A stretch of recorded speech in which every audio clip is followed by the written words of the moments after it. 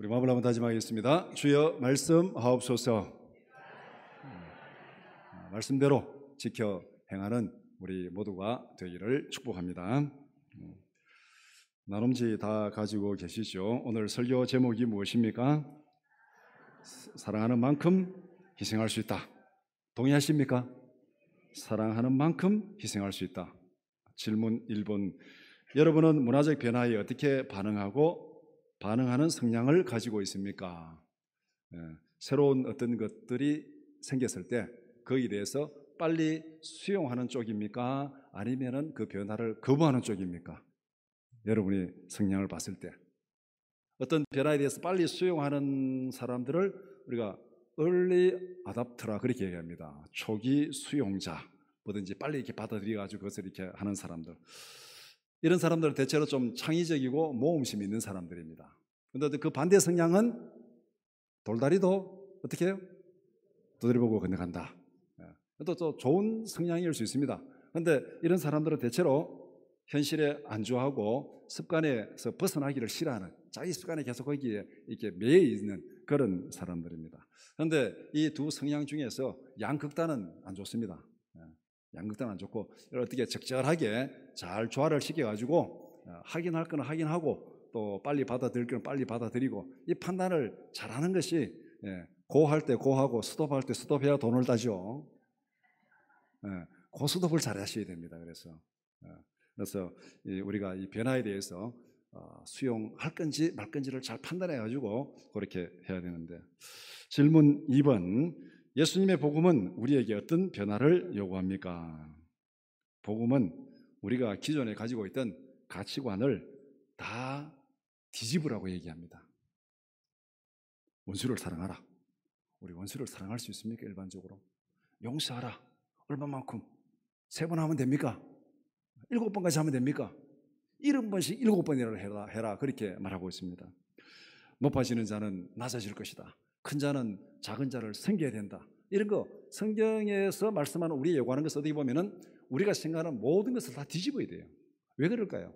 우리는 죄 가운데 있잖아요. 죄 가운데서 살아가는 사람이 하나님 앞에서 의롭게 사는 것은 죄를 다 뒤집는 겁니다. 이걸 가지고 성경은 거듭남이라, 엄청난 변화, 전부의 변화를 요구하는 것이 복음입니다. 질문 3번 보겠습니다. 여러분은 예수님의 말씀에 자신을 얼마나 희생할 수 있습니까?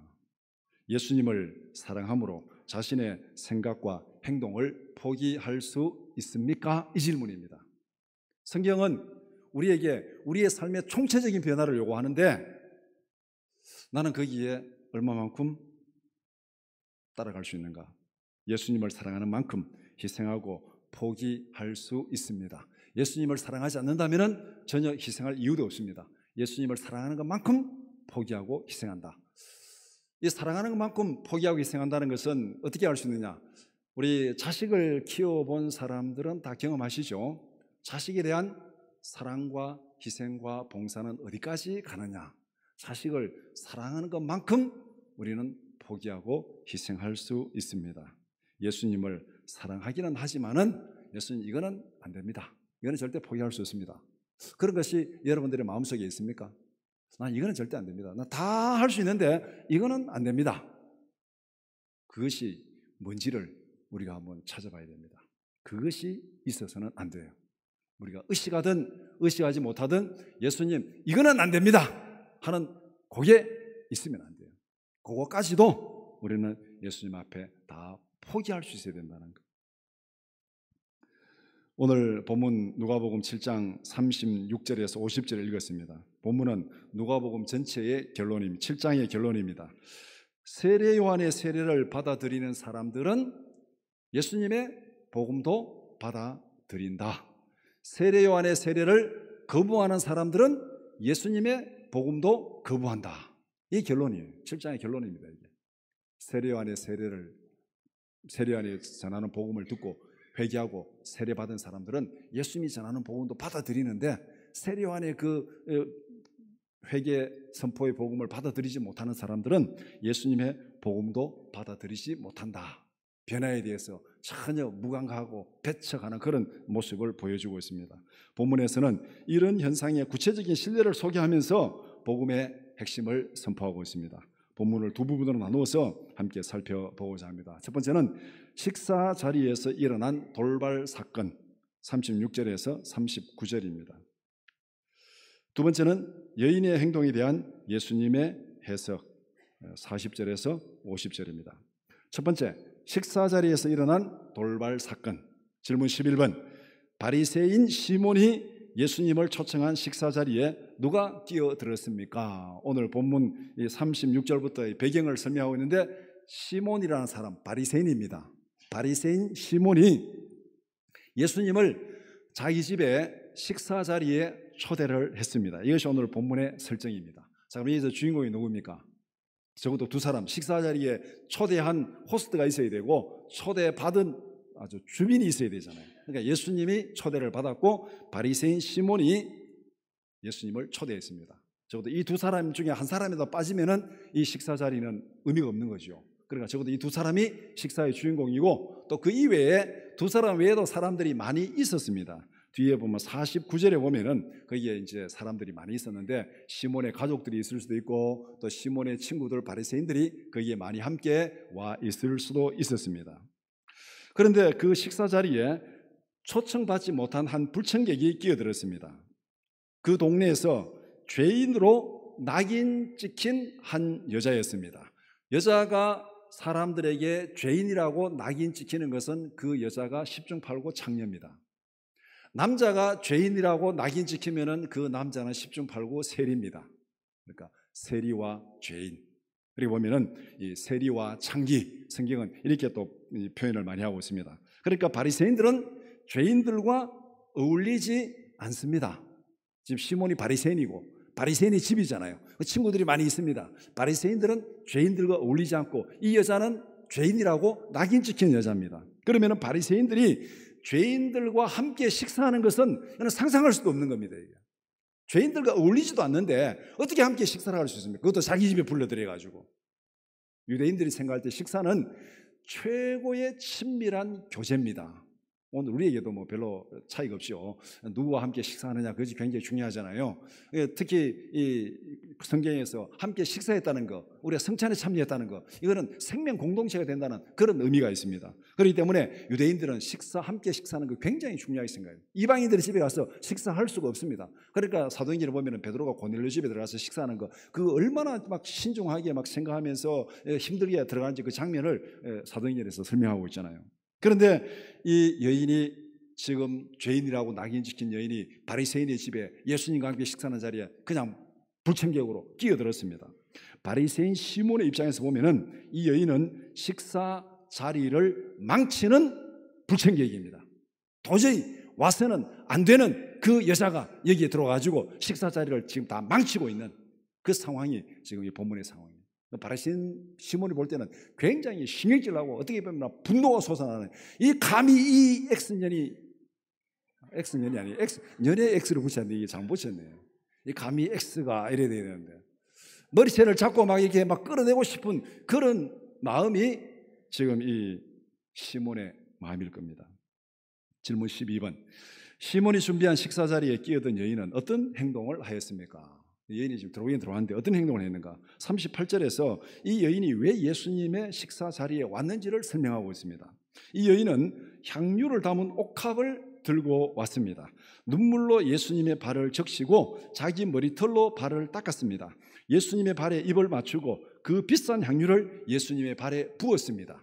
이것이 이 여인이 식사 자리에 와서 한 행동입니다. 거기에 있던 어떤 사람도 예상하지 못한 그런 돌발적인 행동을 했습니다.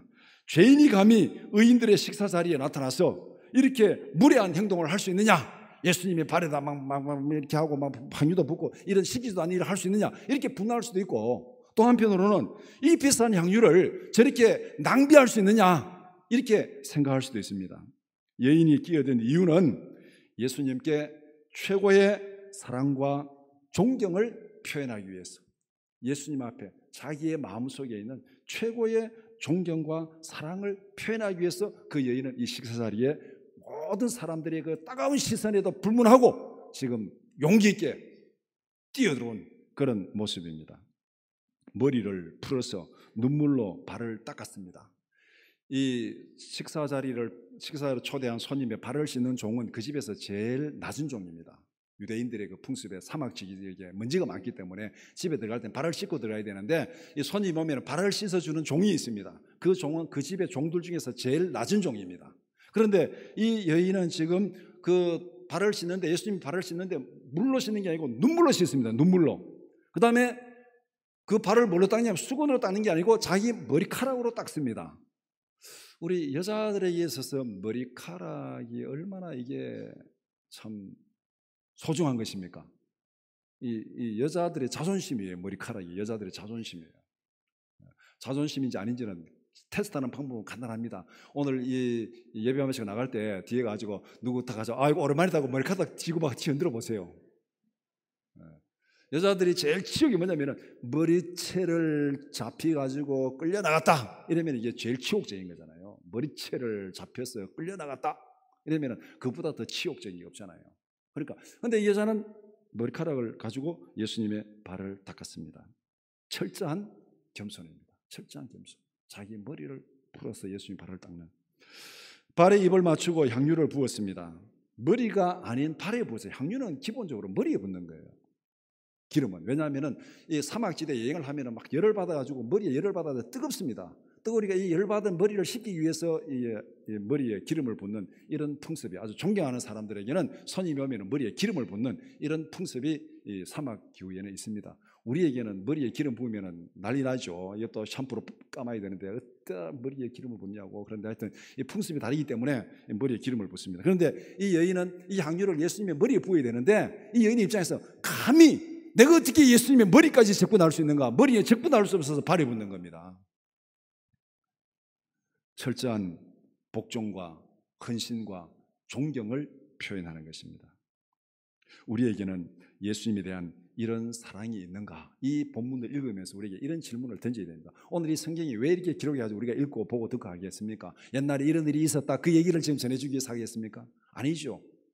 우리가 죄사함 받고 구원받은 사람들이 예수님에 대해서 어떻게 행동해야 되는지 이 여인의 모습을 보여주면서 본문은 우리에게 이렇게 질문하고 있는 거예요. 우리에게는 이런 사랑이 있는가? 우리에게는 예수님에 대한 이런 열정이 있는가? 이런 용기가 있는가?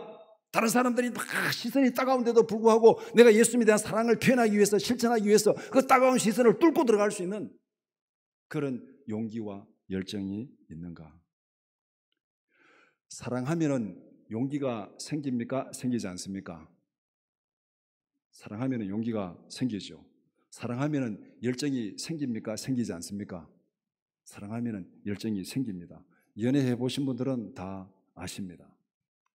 사랑하면은 용기도 생기고 사랑하면은 열정도 생깁니다. 예수님에 대해서 이런 열정이 없고 이런 용기가 없다면은 사랑이 있다 없다? 없다. 우리가 예수님에 대해서 이런 열정과 이런 용기가 없다면은 우리는 예수님을 사랑하지 않는 것입니다.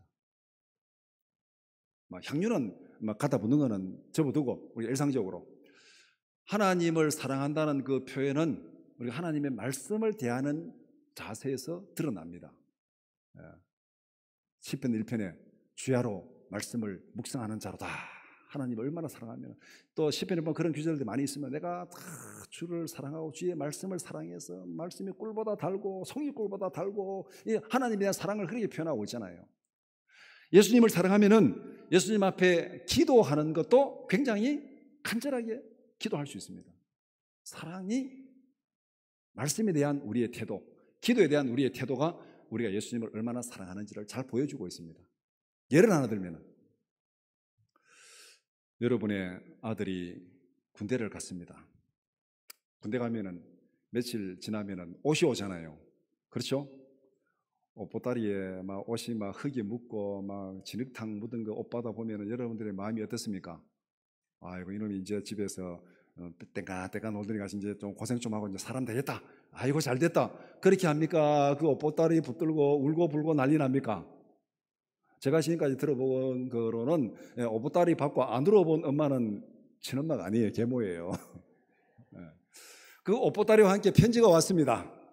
편지가 오면은 그 편지를 읽어보고 이놈의 자식 쓸데없는 소리 하고 있네 하고 편지를 휴지통에 버립니까? 아니면 그 편지를 화장대 앞에 놓고 또 읽고 또 읽고 합니까? 또 읽고 또 읽고 또 눈물 흘리고 또 눈물 흘리고 그러죠. 왜? 아들을 사랑하니까. 사랑하는 아들이 보낸 편지니까. 군대 가 있는 아들이 보낸 편지니까. 그거 또 읽고 또 읽고 합니다. 요새는 또 이 세상이 좋아가지고 또 군대에서 또 전화도 한다면서요.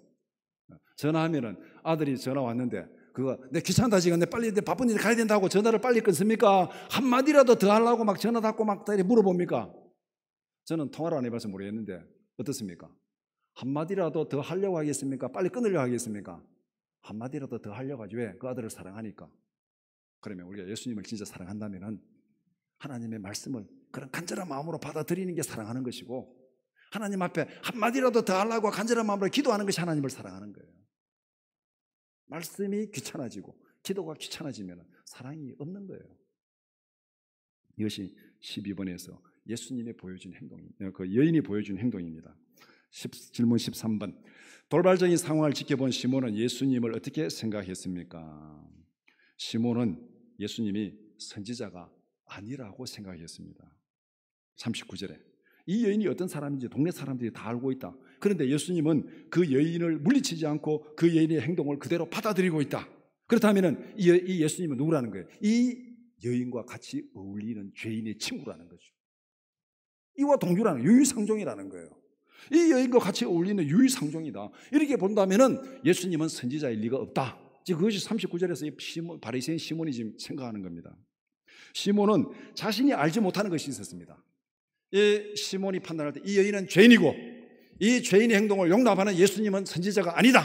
이렇게 딱 단정적으로 딱 생각을 했습니다. 그런데 시몬이 여기서 결정적으로 잘못한 게 있는 게 뭐냐면은 시몬이 알지 못하는 것이 하나 있었습니다. 그게 뭐냐면은 시몬은 그 여인의 과거만 보고 판단했습니다. 그 여인에게 일어난 변화를 시몬은 몰랐습니다. 그게 어디 있느냐? 누가복음 7장 29절 30절. 오늘 본문 바로 앞에 보면 7장 29절 30절 시작. 요한의 세례를 받고 회개하고 29절 모든 백성과 세리들은 이미 요한의 세례를 받은지라. 이 말씀을 듣고 하나님을 의롭다 하되 바리새인과 율법 교사들은 그의 세례를 받지 아니하므로 그들 자신을 위한 하나님의 뜻을 저버리니라. 여기서 지금 모든 백성 세리 또 죄인들 이 사람들은 요한의 세례 회개하라는 요한의 세례를 받고 회개했습니다. 하나님 앞에 어렵게 되었어요. 바리새인들과 서기관들 율법사들은 요한의 세례를 거절했습니다. 용서받지 못했습니다. 아직 죄인이에요. 예수님 볼 때. 시몬은 지금 이걸 모르는 거예요. 시몬은 알지 못했지만은 예수님은 그 여인이 경험한 변화를 알고 있었습니다. 과거의 이 여인은 죄인이었습니다. 창녀였습니다. 그러나 세례요한의 세례를 받고 회개하고 하나님 앞에 의롭다함을 받았습니다. 그러면 지금 이 여자는 의인이에요? 죄인이에요? 의인이에요. 그런데 시몬은 이것을 모르고 이 여자를 죄인으로 낙인 찍고 예수님을 선지자가 아니라고 단정적으로 생각했습니다. 알지 못하고 천지도 모르고 그렇게 판단한 것입니다. 우리는 알지 못하면서도 모든 것을 아는 것처럼 행동하지 않습니까? 어떠세요? 만약에 일상생활 속에서 알지 못하는 것이 없이 행동했다면 여러분들은 절대 사기당할 일은 없습니다. 사기당했다는 것은 뭡니까? 알았다는 거예요? 몰랐다는 거예요? 몰랐다는 거잖아요. 어떤 사람이 와가지고 막 멋있게 막 이게 투자하면 막 금방 막 돈을 많이 벌 것처럼 그렇게 얘기했는데 그럼 되겠다고 했는데 나중에 보니까 꽝 터졌습니다. 다 날아가 버렸어요. 알았다는 거예요? 몰랐다는 거예요? 모르니까. 다 알았으면 그럴 일이 없어요. 몰랐으니까 사기당하고 모르고 투자하니까 손해보는 거예요. 다 앞으로 되어질 일을 알고 투자하면 손해볼 리가 없죠. 우리 일상생활 속에서 모르고 행동하는 게 너무 많다는 겁니다. 하루하루 살아가지만은 모르고 행동하는 게 너무 많아요. 사람들 사이에서는 어떻습니까? 그 사람의 마음을 모르고 행동할 때 너무 많잖아요. 우리는 어떤 사람을 대할 때 관심을 표명한다고 한마디 얘기했는데 그것이 어떤 사람에게 상처가 되는 경우도 있잖아요. 그 사람의 마음을 알았다는 거예요? 몰랐다는 거예요? 몰랐다는 거잖아요. 오해가 쌓인다는 게 결국 뭡니까? 오해가 결국 뭐예요? 몰랐다는 거잖아요. 이렇게 보면은 인간관계에서 우리가 모르고 행동하는 게 훨씬 더 많아요. 알고 행동하는 것보다가. 예. 10길 물속은 알아도 한길 사람 속은 모른다. 예. 모르고 행동하는 게 너무 많습니다. 하나님에 대해서는 말할 필요도 없죠. 사람에 대해서도 우리가 잘 모르는데 어떻게 하나님에 대해서 우리가 알고 있습니까? 성경에서 말하는 거 외에 하나님이 이렇다 저렇다 얘기하는 거 우리 다 모르고 천지도 모르고 얘기하는 거예요. 모르고 하는 게 너무 많습니다. 우리는 이런 우리의 한계를 분명히 인정해야 됩니다. 겸손히 하나님을 의지하고 하나님 내가 모르는 게 너무 많습니다. 너무 많습니다. 인정하고 하나님 앞에 나가야 됩니다. 알지 못하는 것이 너무 많아요.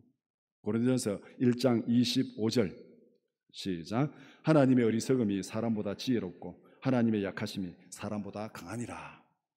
우리는 하나님이 이렇다 저렇다 막 평가하는데 성경이 이렇게 딱 얘기합니다. 우리의 가장 지혜로운 것이 하나님의 가장 어리석은 것보다 더 어리석고 우리의 가장 강한 것이 하나님의 가장 약한 것보다 더 약하다.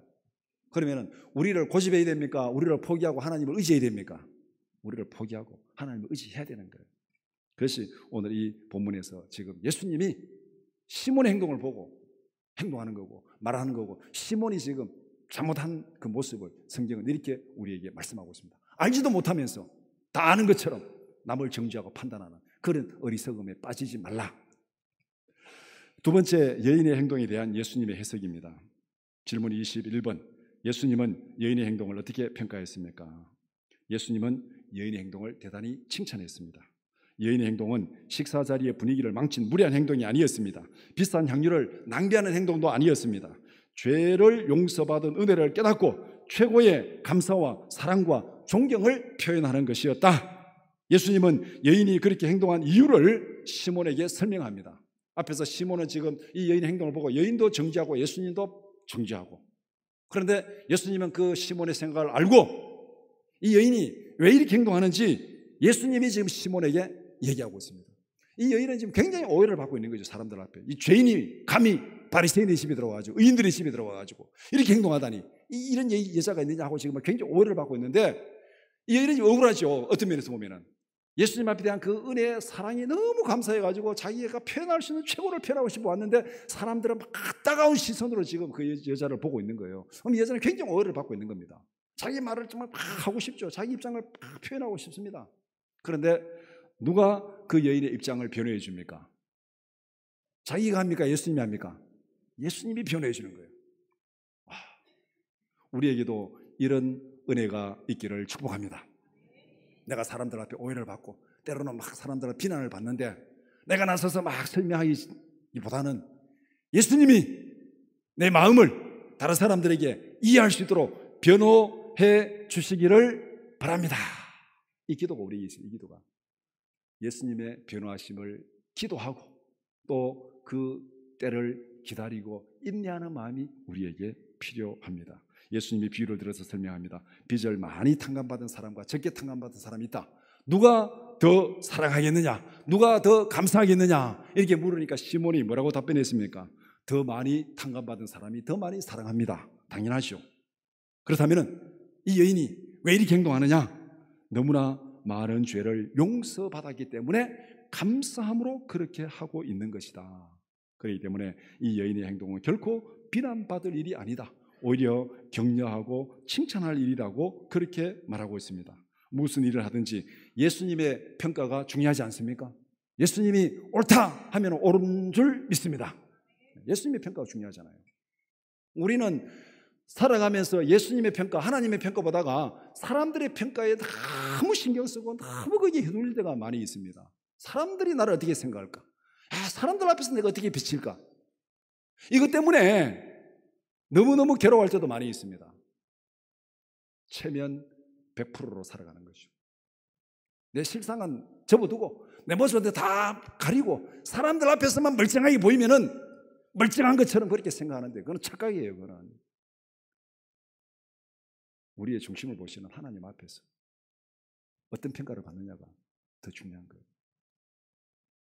때로는 사람들 앞에 비난받을 수도 있고 때로는 사람들 앞에 손가락질 받을 수도 있습니다. 그러나 그런 행동과 삶에 대해서 우리 하나님 앞에 철저하게 물어봐야 돼요. 기도하면서 하나님, 이 길이 맞습니까? 이 길이 하나님의 원하는 그 길이 맞습니까? 거기에 대한 확신이 있다면은 하나님이 그 모든 오해는 풀어주실 줄 믿습니다. 그걸 기다리고 참고 견디는 것도 성령의 열매입니다. 이것이 정말 하나님 앞에 바른 길이라면은 사람들의 오해는 하나님이 풀어주실 때가 있습니다. 왜 그걸 못 기다립니까? 우리에게 믿음이 없기 때문에, 확신이 없기 때문에 못 기다리는 거예요. 그러니까 조급하게 막 사람들 앞에서 막 그냥 자기를 변호하려고, 자기를 막 내세우려고 그러고 그렇게 하는 거예요. 그러니까 결국은 뭐냐면은 우리의 믿음이 없음을 보여주는 것입니다. 질문 22번. 시몬과 여인이 예수님을 영접하는 자세가 서로 다른 이유는 무엇입니까? 예수님은 자신을 영접함에 있어서 시몬과 그 여인의 자세가 다른 이유를 이렇게 설명합니다. 예수님을 영접하는 시몬의 자세, 시몬은 예수님께 발 씻을 물도 주지 않았다. 이거는 통상적인 예의도 갖추지 않았다. 손님이 들어오면 발을 씻기게 하는 것은 통상적인 예의인데 너는 내게 발 씻을 물도 주지 않았다. 통상적인 예의도 갖추지 않았다. 시몬은 예수님에게 입 맞추지 않았다. 손님이 오면은 이 환영의 표시로 입 맞춤 인사를 하는데 입 맞추지도 않았다. 진심으로 환영하지도 않았다. 시몬은 예수님의 머리에 감람줄도 붙지 않았다. 예수님에 대한 존경심도 없었다.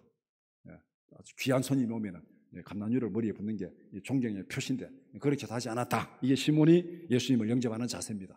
그에 비해서 이 여인은 어떠냐? 눈물로 발을 적시고 머리털로 닦았다. 상상하기 힘든 최고의 예의를 갖춘 거예요. 물로 씻은 것도 아니고 눈물로 머리카락으로 닦았다. 내 발에 입 맞추기를 그치지 않았다. 진심으로 감사와 감격을 표현하고 있습니다. 발에 향유를 부었다. 최고의 존경심을 표현하고 있습니다. 머리에는 감히 적분할 수 없었어. 감람주도 아니고 그 비싼 향유를 발에 부었다. 이 두 사람의 행동이 이렇게 서로 다른 이유가 무엇인가? 47절에서 결론을 얘기합니다. 여인은 용서받은 죄가 크기 때문에 그렇게 진심으로 사랑을 표현한 것이다. 그렇게 하지 못한 시몬은 죄를 용서받지 못했습니다. 예수님을 사랑하지도 않습니다. 구원받은 은혜를 깨달은 만큼 사랑하고 감사합니다. 감사가 사랑의 척도입니다. 이것이 47절에서 예수님께서 결론을 내려준 거예요. 이 여인은 왜 이렇게 하느냐? 깨달은 은혜가 많기 때문에, 용서받은 죄가 많기 때문에 그렇게 사랑을 표현하는 거다. 너는 은혜를 깨닫지 못하기 때문에 그렇게 건성건성 대하는 것이다. 이렇게 예수님께서 설명합니다. 질문 23번. 받고 깨달은 은혜와 사랑의 표현은 어떤 관계가 있다고 말씀합니까? 받은 은혜가 많으면 사랑으로, 감사함으로 행동한다. 시몬과 여인이 보인 행동의 차이는 예수님에 대한 사랑의 차이입니다. 사랑하는 마음이 클수록 더 많은 감사와 존경을 표현한다. 사랑하는 마음이 없으면 감사도 없고 존경심도 없다. 우리는 어떤 마음으로 살아가고 있습니까? 인간관계에서, 또 하나님과의 관계에서, 가족들 사이에서, 성도들 사이에서, 친구들 사이에서 막 뭔가 짜증나고 불평이 많습니까? 아니면 감사가 많습니까? 여러분 스스로 한번 가만히 생각해 보세요. 내가 살아가는 일상생활 속에 내 입에서 불평이 더 많이 나오는가? 감사가 더 많이 나오는가? 하나님 앞에서 내 입에서 불평이 더 많이 나오는가? 감사가 더 많이 나오는가? 하나님의 은혜를 깨닫지 못하면 감사할 수 없습니다. 오늘 이 시몬, 바리새인 시몬을 통해서 예수님이 보여주고 하는 게 뭐냐면은 깨달은 은혜가 없으면은, 용서받은 은혜가 없으면은 감사할 수 없다. 그것을 우리에게 분명히 보여주고 있습니다. 불평이 많으면은 은혜가 메말랐다는 증거입니다. 어떤 이유든 간에 불평이 많다는 것은 내가 지금 은혜가 메말랐다. 사랑을 깨달은 만큼 사랑하고 감사합니다. 죄와 죽음에서 구원받은 사실을 깨달은 사람은 하나님께 감사하지 않을 수 없습니다. 예수님을 사랑하지 않을 수 없습니다. 감사와 사랑이 없다는 것은 구원의 은혜를 깨닫지 못했다는 것, 그거밖에 없습니다. 사람들 사이도 마찬가지죠. 내가 하나님 앞에 죄인인 것을 깨닫지 못하고 내가 하나님 앞에서 은혜로 용서받은 걸 깨닫지 못하면 나는 잘났고 나는 의인이고 나는 모든 게 문제가 없고 너는 잘못된 거야, 이렇게 들어가는 거예요. 내가 하나님 앞에 죄인인 것을 인정하고 그 용서받은 것을 인정하지 않는다면 나는 의인이고 너는 잘못한 거야. 다른 사람을 판단하고 다른 사람을 비난하게 됩니다. 나는 의인이기 때문에. 이게 하나님 앞에서 죄인인 것을 깨닫지 못한 사람, 죄 용서함을 깨닫지 못하는 사람이 보여주는 모습이에요. 오늘 시몬이 바로 그런 모습을 보여주고 있잖아요. 그런데 그 반대로 하나님 앞에 죄 용서함을 받은 그 은혜를 깨달은 사람은 어떻습니까? 나는 죄인이고 정말 나는 쓸모없는 죄인이지만은 하나님께서 나를 이렇게 구원해 줬다. 그러니까 감사할 일밖에 없어요. 감사할 일밖에 없어요.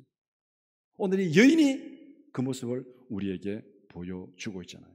열매로서 나무를 안다고 말씀했습니다. 누가 죄 용서받고 누가 은혜를 더 많이 받았는가? 이 여인의 삶의 모습, 시몬의 삶의 모습, 그들의 삶의 열매가 그들의 은혜를, 그들의 사랑을, 그들의 감사를 보여주고 있습니다. 믿음의 삶은 감사의 열매가 풍성해야 됩니다. 우리가 살아가는 믿음의 삶 속에 정말 내게는 사람들에 대해서, 하나님에 대해서 얼마나 감사가 풍성한가, 이것이 우리의 믿음의 척도입니다. 말씀을 정리해 봅시다. 우리는 예수를 믿음으로 죄 사함 받고 구원 받았습니다. 진심으로 예수님을 믿고 사랑한 여인은 구원을 받았습니다. 오늘 본문에서 48절에 이 여자에게 이르시되 내 죄 사함을 받았느니라. 50절에 내 믿음이 너를 구원하였으니 평안히 가라. 누구든지 예수를 믿으면 구원 받습니다. 고린도전서 1장 18절 말씀 시작. 십자가의 도가 멸망하는 자들에게는 미련한 것이요 구원을 받는 우리에게는 하나님의 능력이라. 하나님으로부터 용서받지 못할 정도로 악한 죄인은 있다 없다? 없습니다. 하나님으로부터 용서받지 못할 정도로 악한 죄인은 이 땅에 아무도 없습니다. 반대로 하나님의 용서가 없이도 구원받을 만한 의인은 있다 없다? 없습니다. 하나님의 용서가 없이는 구원받을 의인도 하나도 없습니다. 우리 모두는 하나님의 사랑으로 예수를 믿고 구원받았습니다. 그렇다면 감사할 일밖에 없어요. 우리가 이 은혜를 진실로 깨닫는다면 감사할 일밖에 없어요. 그 모습이 오늘 본문에 나타난 죄인 한 여자입니다. 우리를 구원하신 예수님의 사랑에 진심으로 감사와 존경을 표시하기를 바랍니다. 예수님과 복음에 대한 우리의 사랑과 열정이 식었습니까? 내 옛날에는 참 그랬는데, 옛날에는 내가 참 말씀도 열심히 읽고 기도도 열심히 하고 옛날에는 뭔가 좀 뜨거움이 있었는데 지금은 내가 좀 아니다, 왜 이러지? 처음 사랑을 회복하는 우리 모두가 되기를 축복합니다. 계시록 2장 4절 5절 시작. 그러나 너를 책망할 것이 있나니 너의 처음 사랑을 버렸느니라. 그러므로 어디서 떨어졌는지를 생각하고 회개하여 처음 행위를 가지라. 만일 그리하지 아니하고 회개하지 아니하면 내가 네게 가서 내 촛대를 그 자리에서 옮기리라. 심각한 경고입니다. 에베소 교회를 향한 주님의 경고입니다. 처음 사랑을 회복하라. 어디에서 떨어졌는지 잘 살펴가지고 회복하라. 우리가 회복해야 될 처음 사랑은 어떤 것입니까? 우리 기독교 전체로 보면은 회복해야 될 처음 사랑은 사도행전의 그 성령 충만한 사랑과 열정입니다. 이것이 종교개혁의 정신입니다. 종교개혁의 정신이 뭡니까? 성경으로 돌아가자, 복음으로 돌아가자, 성경으로 돌아가자, 복음으로 돌아가자. 사도행전 당시에 그 성경, 그 열정, 그 성령의 충만함, 거리로 돌아가자. 이게 우리가 회복해야 될 처음 사랑입니다. 한국 교회로 본다면은 오늘날 교회가 이렇게 침체니 이렇게 얘기를 많이 하는데, 그럼 한국 교회가 그러면은 회복해야 될 처음 사랑은 무엇입니까? 많은 사람들이 그렇게 얘기합니다. 1907년 대붕운동, 그리로 돌아가자. 그러면은 우리 성일 교회로서 회복해야 될 처음 사랑은 무엇입니까? 60년 전에 이 교회를 세울 때 금식하고 기도하고 찬양하던 그 모습으로 돌아가야 됩니다. 오늘날 사람들이 힘들다 얘기는 많이 합니다.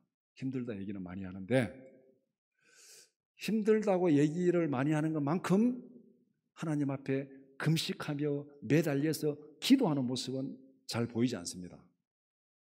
내 눈에 안 보일 수도 있습니다. 모르고 행동하는 거 많지, 앞에서 말하면 모르고 행동하는 거 많은데 내 눈에 안 보일 수 있습니다. 여러분들이 아주 성경에 충실해가지고 금식하는 거 전혀 보이지 않고 골방에 들어가서 금식하기 때문에 내가 못 볼 수도 있습니다. 그래서 내가 모를 수도 있어요. 그런데 일반적으로 힘들다, 어렵다 이 얘기는 많이 하는데 금식하며 기도하는 그런 모습은 별로 없어요. 기도하기 위해서 한 끼 금식하자 그러면요, 그렇게 아까워해요. 한 끼 굶는 거를. 왜 굶어야 됩니까? 먹고 기도하면 안 됩니까? 꼭 왜 안 먹고 기도해야 됩니까? 한 끼 기도하기 위해서 한 끼 굶는 건 너무너무 아까워해요. 옛날에 못 먹을 때는 그럴 수 있어요. 저 할머니가 저희한테 늘 하시던 말씀이 있습니다. 어디 가거든 조석은 꼭 챙겨 먹어라. 한 끼 못 먹으면 평생 못 찾아 먹는다. 저는 어릴 때 이 교육을 확실히 받았습니다. 그래서 먹는 거에 대해서는 제가 잘 챙겨 먹습니다. 여러분도 어릴 때 그렇게 못 먹어가지고 그 한 끼 안 먹는 걸 그렇게 아까워하십니까? 근데 그게 아닌 것 같아요. 살 뺀다 그러면은요, 한 끼가 아니라 막 며칠도 막 기쁨으로 굶더라고요, 보니까. 네. 뭐를 더 사랑한다는 겁니까, 지금? 네. 우리가 힘들다, 어렵다, 문제가 있다. 문제 없는 인생이 누가 있습니까, 이 땅에 살면서? 어렵지 않은 인생이 누가 있습니까? 우리가 지금 죄 가운데 살아가고 있는데. 다 어려워요. 다 힘들어요. 다 문제 있어요. 그렇다면은 우리가 이 어려움을 하나님 앞에 내어놓고 때로는 금식하고 기도하고 매달리는 그런 열정이 있기를 축복합니다. 우리 개개인이 다 처음에 받았던 그 은혜, 그 사랑 회복해야 됩니다. 여러분들이 다 은혜 받았을 때 그 기쁨, 그 사랑이 다 있었을 거예요. 그거 다 회복해야 돼요. 지금 이렇게 주저앉아 있을 때가 아닙니다. 지금 좀 뭐 먹고 배불렀다고 좀 있고 뭐 살만하다고 주저앉아 있을 때가 아니에요. 이게 전부가 아니에요. 이건 다 지나가는 거예요. 이건 다 지나가는 겁니다. 풀의 꽃과 같이 다 떨어지는 거예요. 처음 사랑을 회복해야 됩니다. 처음 사랑을 회복하기 위해서 다시 말씀의 자리로 나가고 다시 기도의 자리로 나가는 우리 모두가 되기를 축복합니다. 기도드리겠습니다.